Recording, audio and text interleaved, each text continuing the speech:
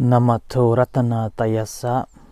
May I pay homage to Triple Zem, the Buddha, Dhamma and the Sangha. My respect goes to my teachers and my parents. Hello everyone, good evening and happy Vesak Day.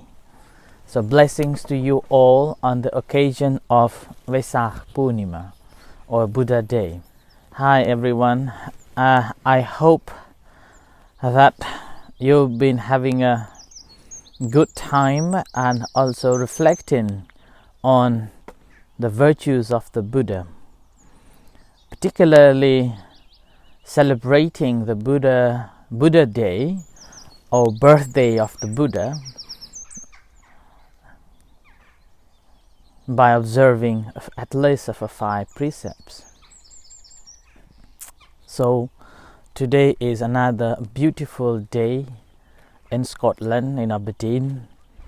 It's a wonderful heat wave, and it is for the first time this year I was having a sunbathe for about half an hour. So it was lovely and great to have a sunbathe. And also having a few events online as well as receiving people and talking to the people. And because of this good weather, few people turn up and also go for walks. So this is the new day. In fact, this is like a new era after Buddha's birthday or Buddha's passing away. And when we look at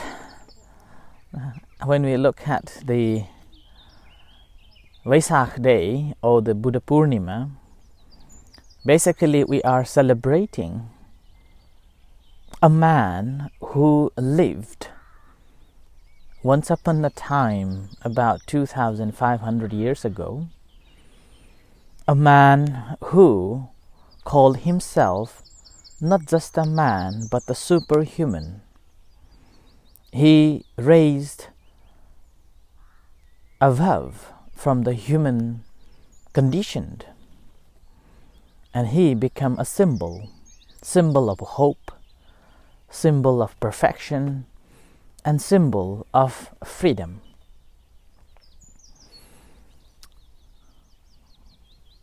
And that reflects from his own life, how he lived and how he contributed to the world. When we look at the first stanzas or first verses that he mentioned, each 3 different times, the birthday, when he became enlightened, and the day when he passed away, it reflects such a great man he was. And tirelessly, he had only hope, and that was to give this path to everyone who has got a good ear to hear, so that they can liberate themselves. So-called aparutate sang amata dhammang. So whoever has got this ear to hear his teachings, hoping that they will be free from it, from this cycle of birth and death. When you look at his birthday, he was born in Nepal, present-day Nepal, and the history, or even in a scripture in Majjhima Nikaya, Buddha himself said to the Ananda, his attendants, that how he came into the world. So he lived in a two-seater heaven, and when he finished his age in two-seater heaven, in a request of the other deities or the gods, heavenly beings requested him to come and become enlightened. And he came down on earth as a human being and reborn as a human being. And when he was born as a prince in the Sakyan kingdom in Nepal, at that time he mentioned that his mother's age was only 7 days after he was born.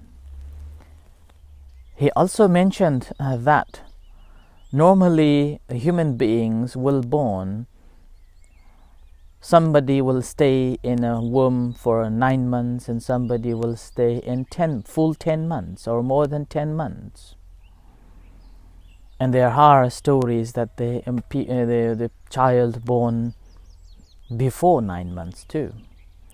But he mentioned that the Buddha, he was in his mother's womb for full 10 months and become birth. And this is one of the marvelous event he mentioned. And when he was born, again, normally there will be a great suffering towards a mother who is delivering during that time of giving birth. But when he was born, there wasn't any pain to the mother. And after he was born, again, it is said that he said, "I am the highest in the world. I am the best in the world. I am the foremost in the world. This is my last birth. Now no more renewed existence." And that was a really, really powerful declaration that one could make it even infant time. Think about us. That is there any time that we can firmly, with our full confidence, that we can say that this is and I'm going to be like that? It's very difficult. But for him, he was so confident from the beginning, saying that I am the highest in the world and this is my last birth. There is no more other births. And that sort of a confidence he illustrated when he was born.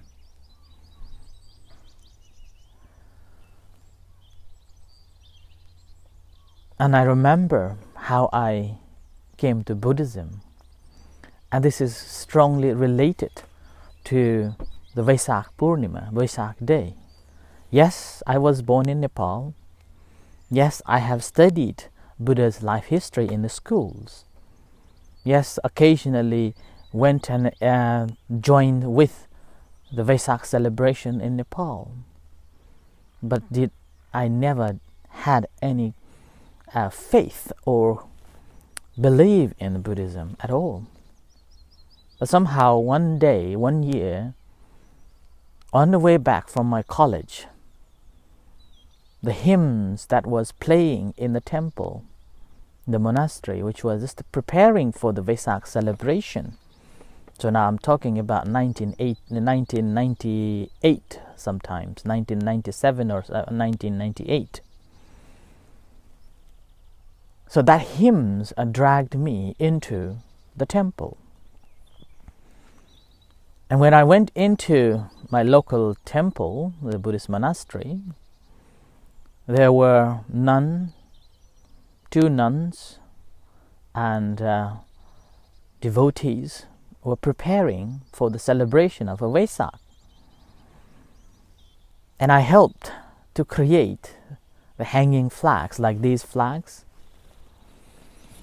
I helped. And it was entertaining, enjoying. And with that, I went back again day after, and that's how I came into contact more closely with Buddhism. And that's why the Vesak celebration has a very close relationship with me becoming Buddhist and eventually becoming a Buddhist monk. So, and after that, I continue join every single day to the temple. And I was very grateful that two nuns, Chandrashila and Mudita, along with Venerable Sukha, helped me to study on Buddhist philosophies, the way of life, and also nun Sujata, who was traveling far from the city to teach us every single Saturdays. And that's how I developed understanding on Buddhism on the day when the Vesak Day celebration. And gradually through that, every day I went to the temple, every day I joined the chantings and the meditation, and then the nuns were mostly very kind and teaching me, helping me in that way. And I had a full faith, developed my confidence in Buddha's teachings, and I felt like though I was walking in a far, far away in a desert, and the hunger of this so-called this thirst of a knowledge.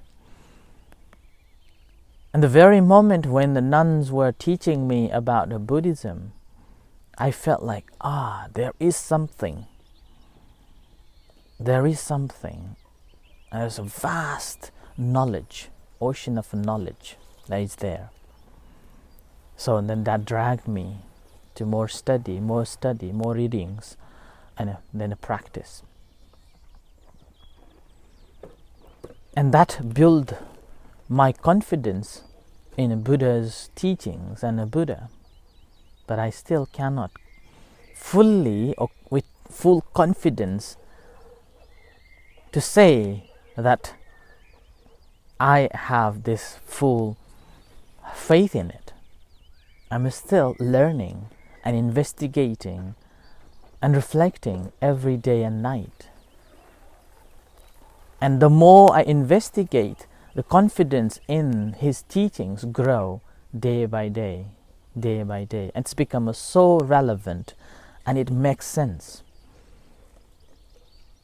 And the more you study, that's become a knowledge to investigate. And then when you meditate, these become so relevant into your mind. And with that, slowly you're developing the confidence. The faith becomes stronger and stronger. So the Buddha was a person or a symbol or an idol that who had given this such a beautiful path to be self-reliant, self-resilient, and then self-enlightenment. And he has given this whole path to ourselves to decide, ourselves to choose and to practice. As he said himself, he wasn't the God. He wasn't the messenger. He wasn't the son of the God or whatsoever, any linked with the external so-called the powers or the identities or symbols. But he simply said that with his own effort, he was able to become the Buddha, the enlightened being. Same, he was saying that he is just the pathfinder. He has given us a map to walk, and it's up to us to develop this resilience, to develop this confidence, and to develop the qualities to be enlightened. And that qualities to be enlightened is simply is the paramitas, the perfections. That's why I normally call or tell anyone that when somebody asks me why we born, my answer would be, in order to perfect our perfections so we can be enlightened. Liberation, so we can be liberated. So the Buddha gave hope to be enlightened, to be liberated, to be free from this samsara, the world of the suffering that we are coming back again and again. So the enlightenment is the second incident that happened on the same full moon day today. And the Buddha, after the 6 years of a strong dedication and a practice, he became the Buddha, which means to know, to be awakened, one who knows. So at the age of 35, when he became the Buddha, he again said or exclaimed the word, a beautiful word. He said, Aneka chati sangsarang sandhavisang animvisang gahakaraka dittosi punake hang nakahasi sabbate phasuka phaka gahakutang visankitang visankhara gatang chitang tanhanang khayamachaka. Which means, Aneka jati samsarang, I have been traveling in this world of birth and death in this samsara for eons of time.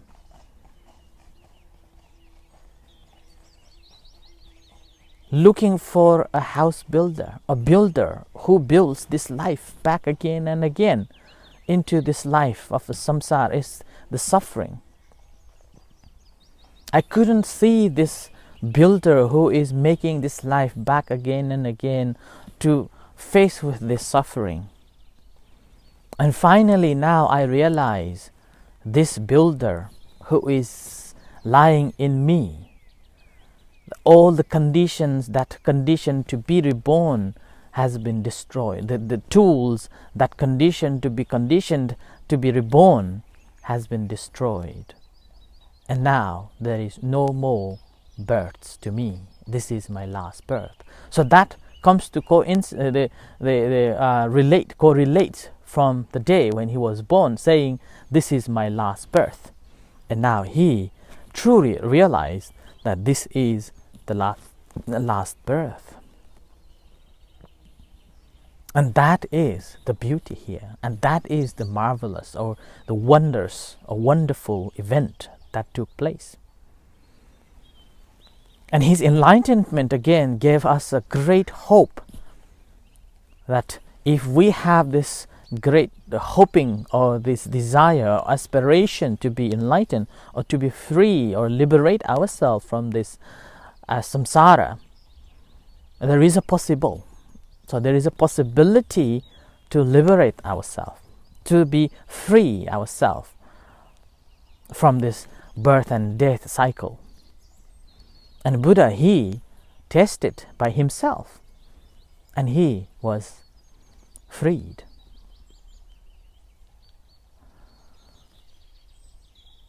So that is the beauty. And once we got it, and then there is a misconception that Nibbana, he already attained the Nibbana at the time of he enlightened. So Nibbana, the highest goal in Buddhism, is not that you will achieve after you passed away. You will achieve before you passed away, when you are conscious.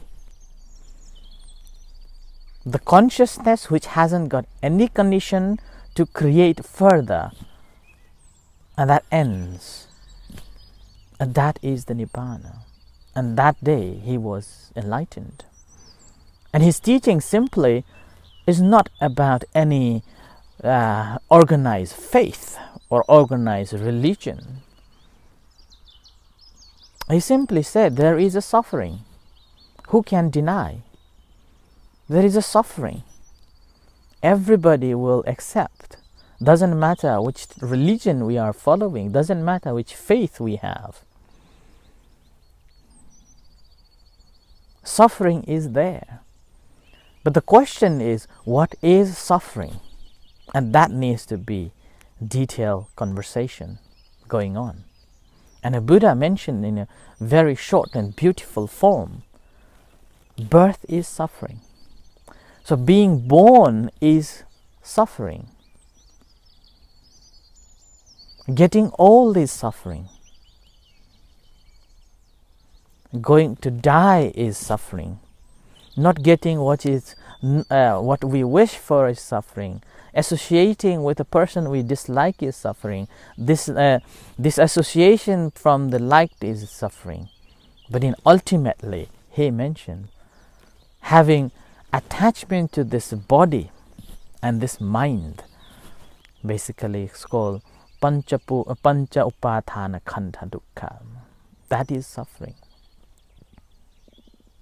And there is a cause for that suffering. And obviously Buddha's teachings, as I mentioned previous nights, is cause and effects. And there is no single cause for any one incident. So suffering has also other effects, other causes. And that basically the tanha. And the practice of a meditation or the teachings of the Buddha simply to understand this craving. And the very moment when we realize this craving, then we are liberated. We become enlightened. We attain the Nibbana. And this realization is called, again, practice of a mindfulness meditation. Practice of a mindfulness. It's called a sati sampajanya. One who is practicing, again, he has to have a right understanding.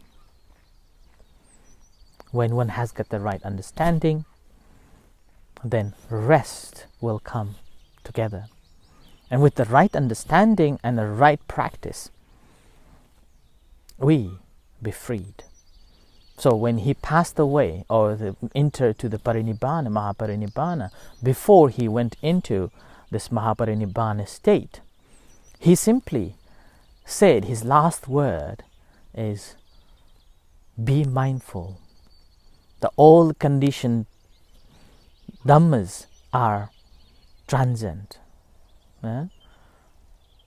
So live mindfully. That's the simple word he mentioned before he passed away, or before he left the world. Be mindful, or live mindfully. A beautiful word.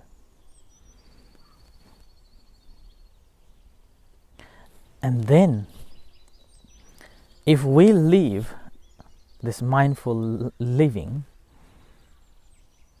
then gradually all the Buddha's teachings, which he taught for 45 years, and over the 45 years of teachings and over this 2000 years of a history, there are so many versions of commentaries created, sub-commentaries created, and then on top of the sub-commentaries, scholars have explained the teachings in accordance with the contemporary their time, and which continues even today, and it will continue for the rest of other years, many years to come.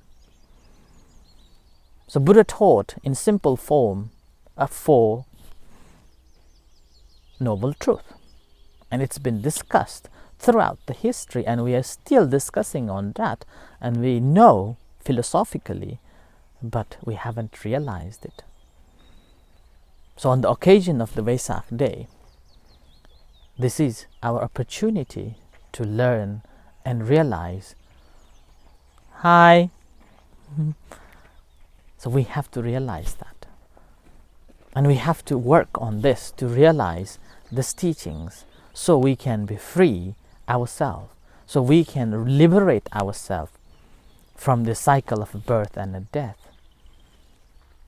But it's not an easy job. It takes time. But there is a hope. And hope, simply we can work on that. Just having a helping mind to yourself. Open your heart. Create the peaceful mind and enjoy the moment. Enjoy what you are, what is it. Free from all these negative and unwholesome activities, also all unwholesome thoughts. And with that, you can enjoy everywhere, anywhere, because you have nothing to worry. There is nothing that makes you worry. There is no hidden agendas, hidden things in your hearts and minds. And with that, you are free in this life, and then that will lay to the next life until that leads to the liberation. Final goal, ultimate happiness of Nibbana. So I offer this as today's Vesak Day message to you all. And once again, happy Vesak. And may the Buddha Dhamma Sangha bless you for good health and successful life. And with the practice of right practice, may you be free and attain the ultimate goal of Buddhism, Nibbana. At the end, I would like to thank you, Tumri, for £100 donation towards the center, and also Diwan for £100 donation on the occasion of Kayan's birthday. In fact, Diwan has already donated £100 previously, so this is a second donation towards the center upkeeping. So on behalf of the center, I would like to thank you very much for all the generous donations, and also other members who dropped the items to the monks and then to the center, and all the mattress and medicines which dropped today. So on behalf of the monks and the center and the members, would like to thank you very much for your continuation of support and help. With this, the center is functioning properly and able to give you this help and in this difficult time. So with this, I end tonight's talk. I hope that you will continue for the joining with us, the chanting and guided meditation is following in a few minutes time. If not, then we'll see you tomorrow at 6:30, and if you are following the talks 6:30, but if not, then we'll meet you again for meditation, at least meditation. So until then, thank you very much for watching and coming and listening to me, and again we'll see you tomorrow once again. Thank you and good night.